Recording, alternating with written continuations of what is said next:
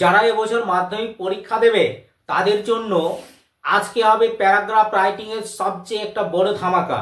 তোমাদের জন্য আমি একটা গুরুত্বপূর্ণ প্যারাগ্রাফ নিয়ে আজকে আলোচনা করব।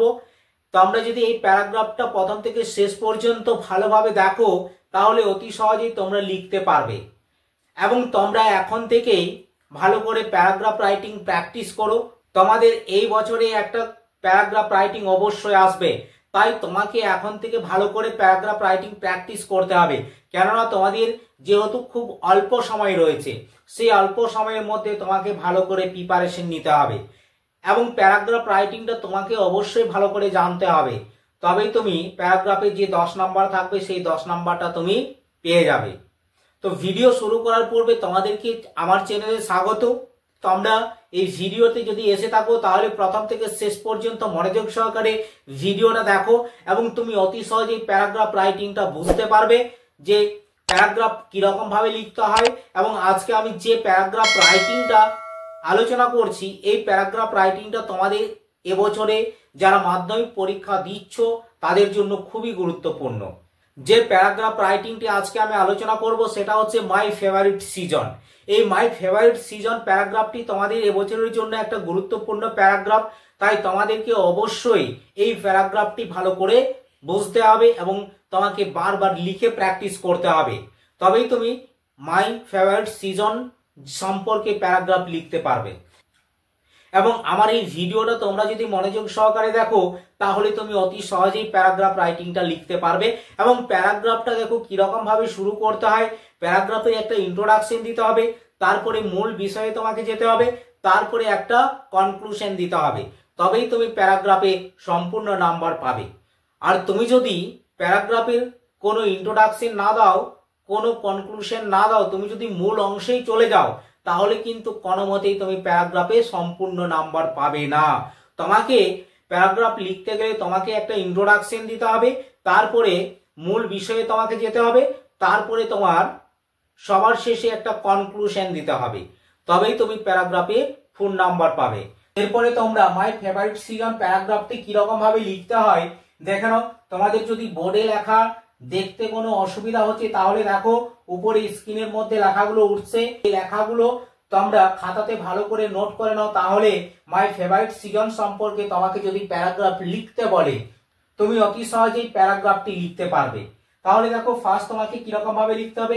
এ ইয়ার হ্যাজ 6 সিজন, এক বছরে 6টা ঋতু আছে। Spring season which is my favourite season, spring season যেটা হলো আমার সব থেকে একটা প্রিয় ঋতু, ইজ ওয়ান অফ দেম তাদের মধ্যে একটা ঋতু, অর্থাৎ বসন্ত ঋতু হচ্ছে ওই 6টি ঋতুর মধ্যে একটা ঋতু। Spring season is called the king of all season, বসন্ত ঋতুকে বলা হয় সমস্ত ঋতুর রাজা। ফর ইটস প্লিজেন্ট অ্যাটমসফিয়ার, এটার মনোরম পরিবেশের জন্য, অ্যান্ড আনপ্যারালেড ন্যাচারাল বিউটি, এবং অসাধারণ প্রাকৃতিক সৌন্দর্যের জন্য। The spring season begins from the end of the February, spring season মানে বসন্ত ঋতু শুরু হয় ফেব্রুয়ারি মাসের শেষে, and continues till the beginning of April.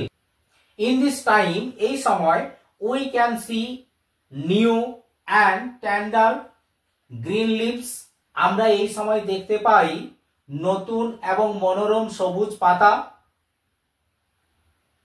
We can see many beautiful flowers, আমরা অনেক সুন্দর ফুল দেখতে পাই। Like rose, jasmine, marigold, palash, shimul etcetera, যেমন গোলাপ, জেসমিন, গাঁদা, পলাশ, শিমুল ইত্যাদি ফুল। The weather is very comfortable, এই সময় আবহাওয়াটা খুব আরামদায়ক থাকে। অ্যান্ড প্লিজিং, এবং খুব মনোরম থাকে। ইন দিস টাইম এই সময়, অ্যাজ যেহেতু, it is neither too hot, এটা খুব বেশি গরমও নয়, নট টু কোল্ড, এবং খুব বেশি শীতলও নয়। দ্য ফেস্টিভ্যাল লাইক হোলি, উৎসবগুলো যেমন Holi, Doljatra, Shivratri, good Friday, Basanti Puja, Chaitra Sankranti are also held during this season, এই ঋতুতে অনুষ্ঠিত হয়। So spring season is not only the season of natural beauty, তাই বসন্ত ঋতু কেবলমাত্র প্রাকৃতিক সৌন্দর্যই নয়, but also the season of festival, কিন্তু এছাড়াও এটা হচ্ছে একটা উৎসবের ঋতু। কালার অ্যান্ড জয়, রঙিন এবং আনন্দের একটা ঋতু। ফর অল দিস রিজন, এই সমস্ত কারণের জন্য spring season is my favourite season, বসন্ত ঋতু হলো আমার সব থেকে একটা প্রিয় ঋতু। তো তোমরা যদি এইরকম ভাবে প্যারাগ্রাফটা লেখো তাহলে তুমি অতি সহজে 10-এর 10 পেয়ে যাবে।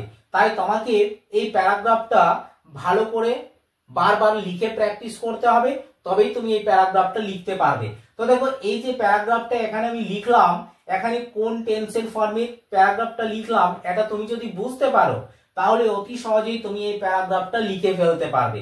এবং তোমাকে এই প্যারাগ্রাফটার বাংলাটা লিখে তারপরে ট্রান্সলেট করতে হবে, তবেই তুমি অতি সহজেই এই প্যারাগ্রাফটা লিখতে পারবে। তো ভিডিওটা আজকে এই পর্যন্তই। ভিডিও শেষ করার পূর্বে তোমাদের কাছে আমার একটা রিকোয়েস্ট, তোমরা যদি আমার চ্যানেলে ফার্স্ট এসে থাকো তাহলে তোমরা অবশ্যই আমার চ্যানেলটি সাবস্ক্রাইব করে পাশে থাকা বেল আইকনকে প্রেস করে অন নোটিফিকেশন অন করে দিন। যখন পরবর্তী ভিডিওগুলো আমি আপলোড দেব তখন তোমরা সবার আগে সেই ভিডিওগুলো পেয়ে যাবে।